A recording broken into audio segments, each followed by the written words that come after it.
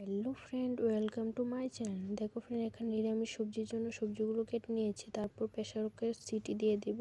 তারপর এখানে আদা আর মরিচের গুঁড়ো করে সবার জন্য তেল, এরপরে লঙ্কা দিয়ে ভেজে এখানে পেস্টগুলো দিয়ে ভালো করে নাড়াচাড়া করে লাল লাল হয়ে যাওয়ার পর হলুদ, জিরের গুঁড়ো, ধনিয়া গুঁড়ো দিয়ে নাড়াচাড়া করে লাল লাল করে একটু কালারটা চেঞ্জ হবে, একটু লাল লাল করে ভেজে নিয়ে তারপর এখানে আমি সিদ্ধ করা সবজিগুলো দিয়ে দেব। সিদ্ধ করা সবজিগুলো দিয়ে নিয়ে ভালো করে নাড়াচাড়া করে নেব।